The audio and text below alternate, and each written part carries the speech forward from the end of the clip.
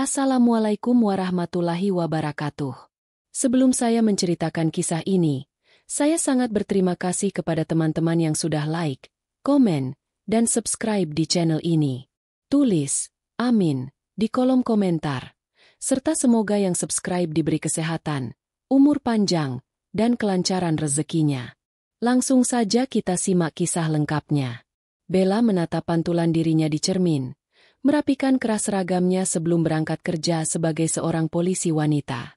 Ia selalu tampil rapi dan disiplin. Kehidupan pernikahannya dengan Ardi, seorang perwira polisi berusia 15 tahun lebih tua darinya, berjalan cukup baik selama 5 tahun terakhir, meskipun mereka memiliki perbedaan usia yang cukup jauh. Bella merasa nyaman dan aman di sisi Ardi, yang merupakan seorang duda yang telah kehilangan istrinya dalam kecelakaan tragis bertahun-tahun lalu. Dari pernikahan sebelumnya, Ardi memiliki seorang anak laki-laki bernama Rino, yang saat itu berusia 13 tahun ketika Bella masuk dalam hidup mereka. Awalnya, Bella sempat merasa canggung berada di rumah dengan seorang anak remaja yang bukan darah dagingnya sendiri, namun Ardi meyakinkannya bahwa seiring waktu semuanya akan menjadi lebih baik. Dan benar saja, meskipun pada awalnya Rino cenderung pendiam dan menjaga jarak, Bella berusaha keras untuk mendekatinya. Ia memasak makanan kesukaannya, mengingat jadwal sekolahnya, bahkan menemani Rino belajar ketika Ardi sedang sibuk bekerja. Perlahan, dinding di antara mereka runtuh. Rino mulai terbuka padanya, menceritakan tentang teman-temannya, impian masa depannya, dan bahkan sesekali meminta saran tentang kehidupan. Hari-hari mereka dipenuhi dengan rutinitas yang tenang dan harmonis. Setiap pagi, Bella akan bangun lebih awal untuk menyiapkan sarapan, lalu berangkat kerja lebih dulu dibanding Ardi, yang biasanya baru berangkat setelah memastikan Rino pergi ke sekolah. Malam hari, mereka bertiga makan malam bersama di meja makan, berbincang tentang hari mereka, dan tertawa dalam kebersamaan. Namun, kebahagiaan itu perlahan mulai diuji ketika tugas-tugas dinas Ardi semakin sering membuatnya harus pergi dalam jangka waktu yang lama.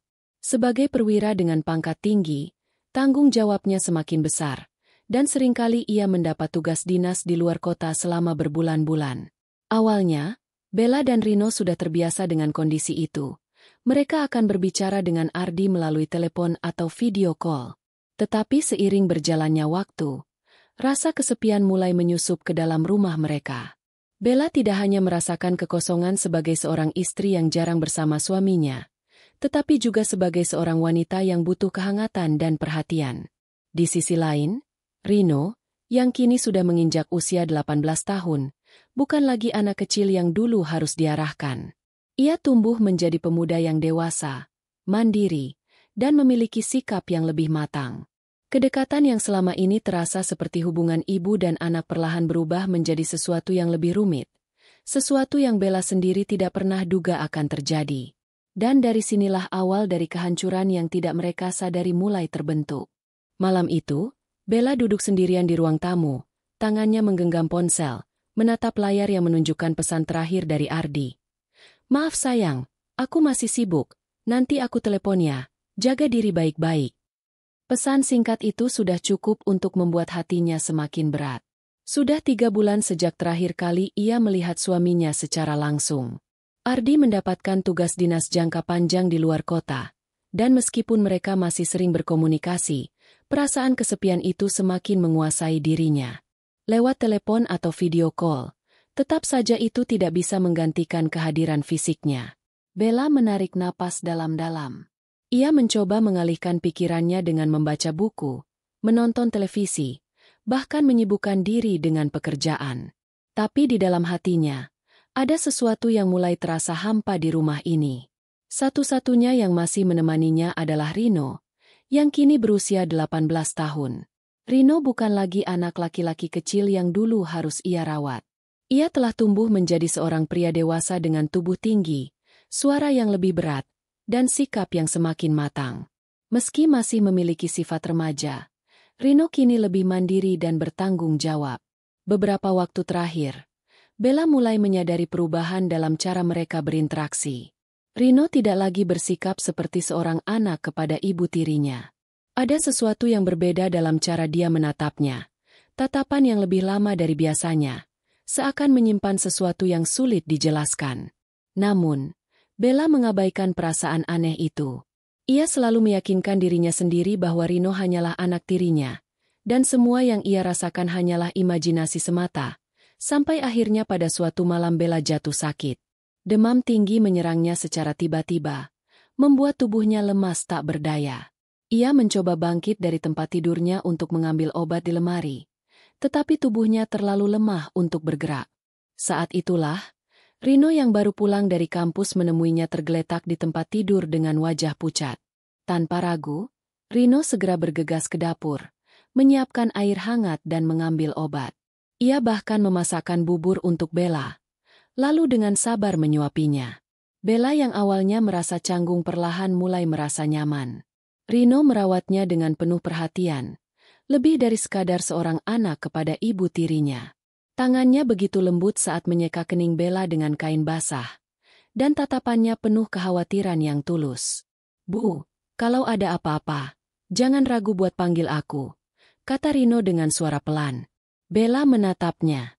"Aku nggak mau merepotkan kamu, Rino," jawab Bella. "Mana bisa. Aku nggak peduli. Ibu sudah seperti ibu kandungku sendiri." Ada sesuatu dalam suaranya yang membuat hati Bella bergetar. Saat itu, ia merasa begitu dihargai, begitu diperhatikan, sesuatu yang sudah lama tidak ia rasakan dari Ardi. Rino menggenggam tangannya sebentar, lalu tersenyum kecil. "Istirahatlah.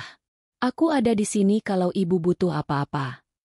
Bella hanya bisa mengangguk, tetapi di dalam hatinya, perasaan yang selama ini ia tekan mulai merayap keluar. Ia tahu ini salah. Ia tahu tidak seharusnya ia merasa seperti ini terhadap anak tirinya sendiri.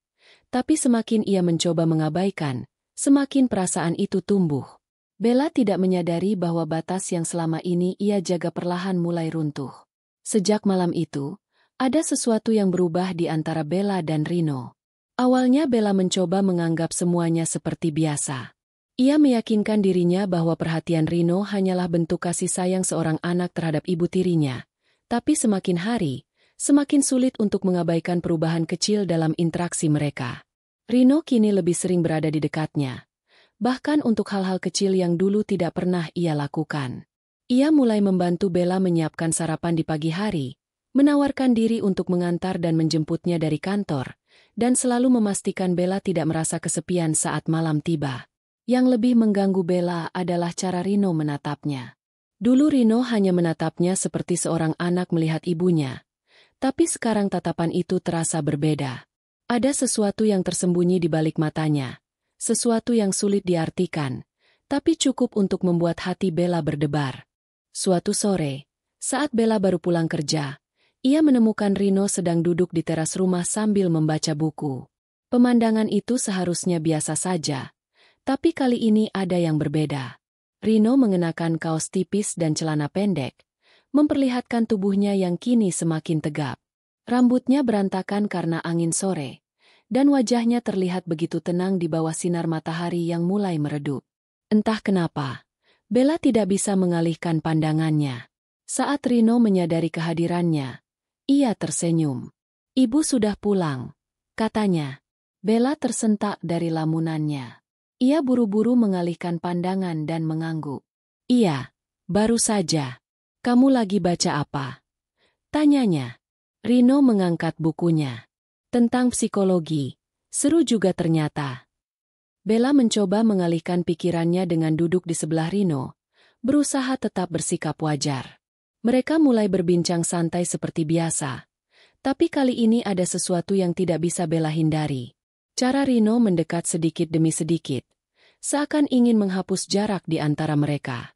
Saat Bella hendak berdiri untuk masuk ke dalam rumah, Rino tiba-tiba berkata, "Bu, boleh aku tanya sesuatu?"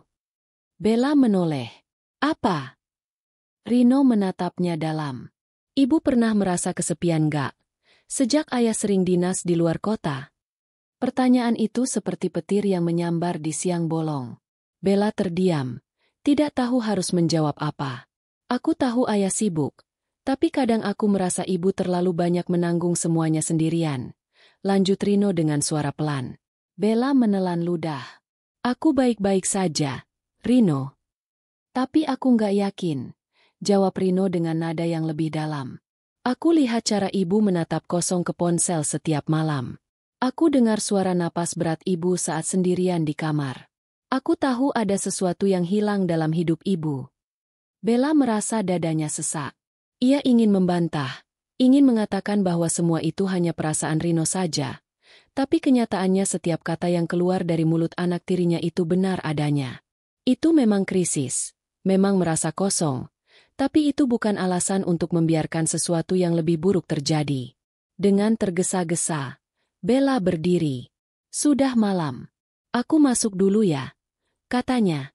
Namun, saat ia hendak melangkah pergi, Rino tiba-tiba menggenggam pergelangan tangannya. Bella membeku. Rino menatapnya dengan mata yang sulit diartikan. Ada kehangatan, ada rasa ingin tahu, dan ada sesuatu yang lain. Sesuatu yang membuat jantung Bella berdegup kencang. Ibu nggak harus merasa sendirian, bisik Rino. Bella menarik tangannya dengan cepat dan berlari masuk ke dalam rumah. Di dalam kamarnya, ia bersandar di pintu, mencoba mengatur napas yang tidak beraturan. Ia tahu bahwa batas yang seharusnya tetap dijaga kini mulai pudar. Malam itu hujan turun dengan deras. Petir menyambar di kejauhan, mengguncang kaca jendela rumah. Listrik tiba-tiba padam, membuat seluruh ruangan gelap gulita. Bella meraba-raba dalam kegelapan mencari ponselnya untuk menyalakan senter. Saat itulah ia mendengar langkah kaki mendekat. Ibu! Suara Rino terdengar dari ambang pintu. Bella menoleh ke arah sumber suara. Cahaya dari ponsel Rino sedikit menerangi wajahnya yang tampak khawatir. Ibu nggak apa-apa? Tanyanya. Bella mengangguk, meskipun hatinya berdebar kencang. Ia mencoba terlihat tenang, tetapi sesuatu dalam sorot mata Rino membuatnya sulit berpaling. Hujannya deras banget ya, kata Rino sambil mendekat. Ia duduk di lantai, bersandar di sofa tempat Bella duduk. Dulu waktu kecil, aku selalu takut sama petir. Mama biasanya akan memelukku dan bilang semuanya akan baik-baik saja. Lanjut Rino. Bella terdiam. Ia jarang mendengar Rino berbicara tentang ibunya. Aku juga dulu takut sama petir, jawab Bella pelan. Tapi lama-lama aku terbiasa. Keheningan menyelimuti mereka. Hanya suara hujan yang terdengar di luar. Rino menoleh ke arah Bella. Tatapannya lebih dalam kali ini. Bu, kalau aku jujur tentang sesuatu, ibu bakal marah nggak? Bella menegang. Tergantung apa yang kamu mau bilang. Rino menarik napas panjang, lalu berkata, aku nggak pernah menganggap ibu seperti ibuku sendiri. Bella membeku. Aku dulu mencoba, lanjut Rino, suaranya sedikit bergetar. Tapi semakin aku dewasa, semakin aku sadar kalau perasaanku ke ibu beda. Aku nggak bisa melihat ibu hanya sebagai istri ayah aku. Ia menghentikan kalimatnya seakan takut untuk melanjutkan. Bella merasa tubuhnya membeku di tempat. Ia tahu ia seharusnya menghentikan ini sekarang juga. Ia seharusnya mengatakan sesuatu yang tegas, menarik garis batas yang jelas, tapi tubuhnya tetap diam. Dan saat Rino perlahan menggenggam tangannya dalam kegelapan, Bella tidak menarik diri. Hujan masih turun dengan deras di luar, menutupi suara napas mereka yang semakin berat. Dan malam itu, dalam gelapnya rumah tanpa listrik, batas yang seharusnya mereka jaga benar-benar runtuh.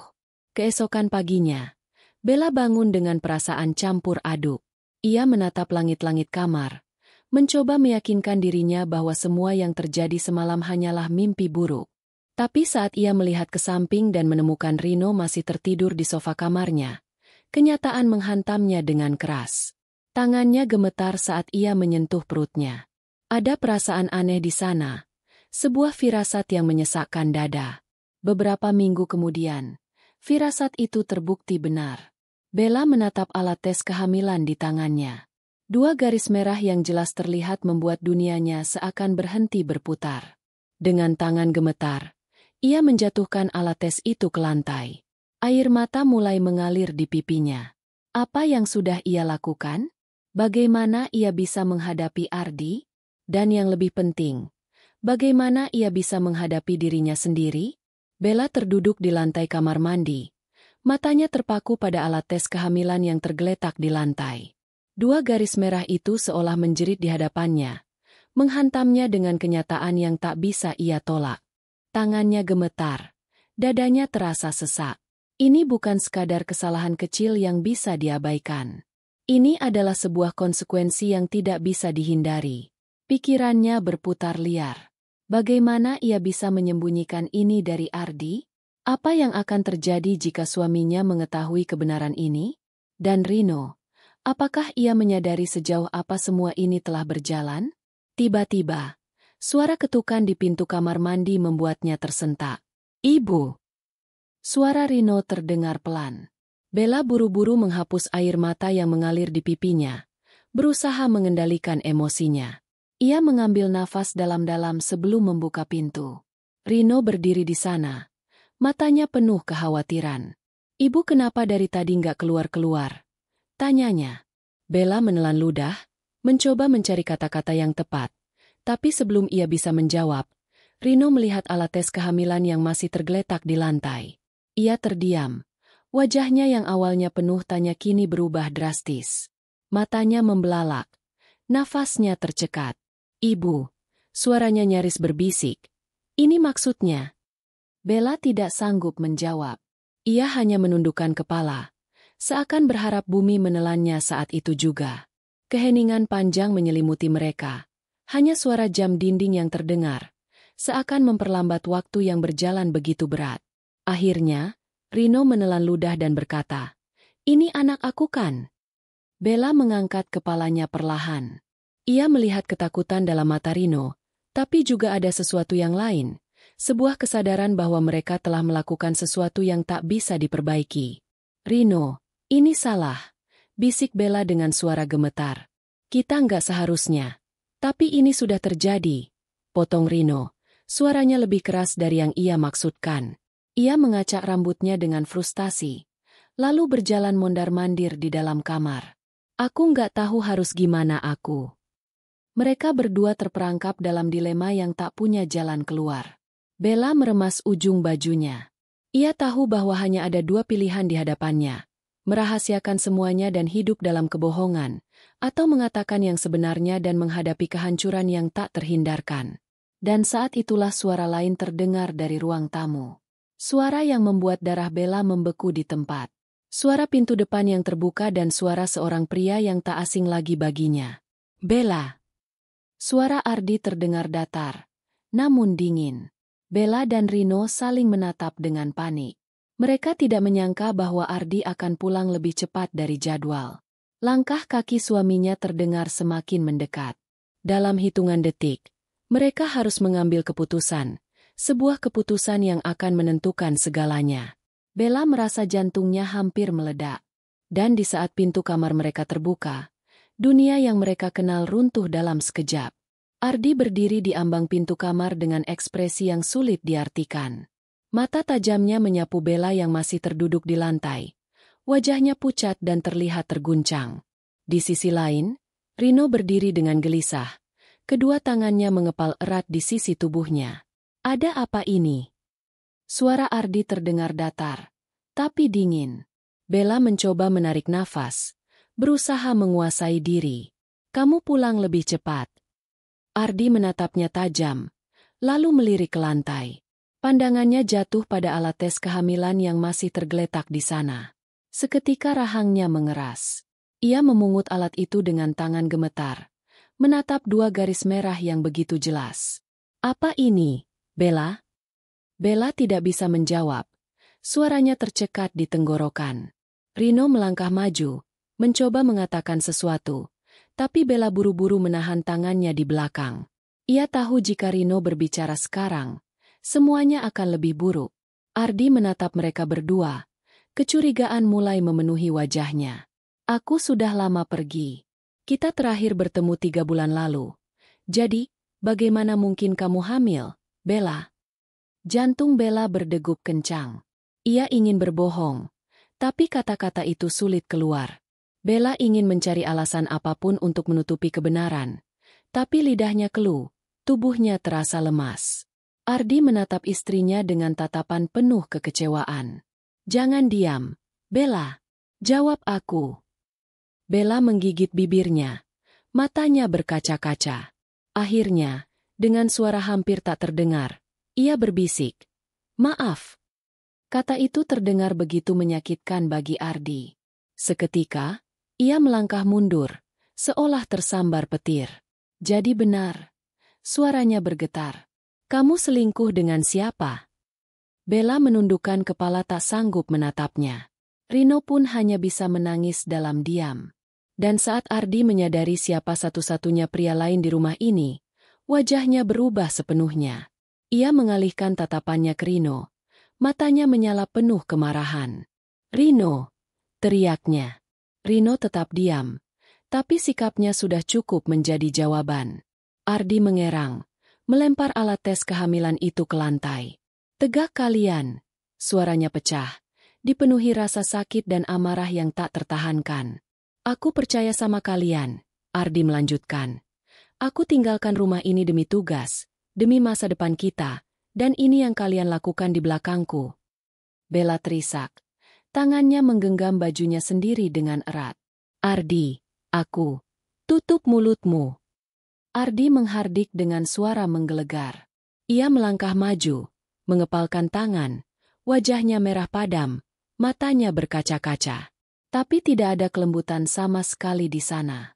Rino, yang sejak tadi diam, akhirnya angkat bicara. Ayah, aku tahu ini salah. Aku nggak bisa mengubah apa yang sudah terjadi, tapi aku nggak akan lari dari tanggung jawabku. Kata-kata itu justru semakin menyulut kemarahan Ardi. Ia membelankan tinjunya, hampir menghantam wajah Rino, tapi berhasil menahan dirinya di detik terakhir. Dengan suara bergetar, ia berkata, kalian keluar dari rumah ini sekarang juga. Bella mengangkat wajahnya terkejut. Ardi! Jangan! Teriak Ardi. Aku bilang keluar. Ia melangkah mundur, matanya tajam. Aku nggak mau melihat kalian lagi. Aku muak. Rino menunduk, menerima keputusan itu tanpa perlawanan. Ia menggenggam tangan Bella, mencoba menenangkan ibu tirinya yang kini menangis tanpa henti. Dengan langkah berat, Bella dan Rino berjalan keluar dari rumah yang dulu mereka sebut sebagai rumah mereka sendiri. Hujan turun deras malam itu, seakan langit pun menangisi akhir yang menyakitkan ini. Dan di dalam rumah, Ardi terduduk di lantai, tangannya menutupi wajahnya, terisak dalam kesunyian. Kehidupan yang ia bangun hancur dalam sekejap. Dan luka yang mereka tinggalkan tidak akan pernah bisa sembuh.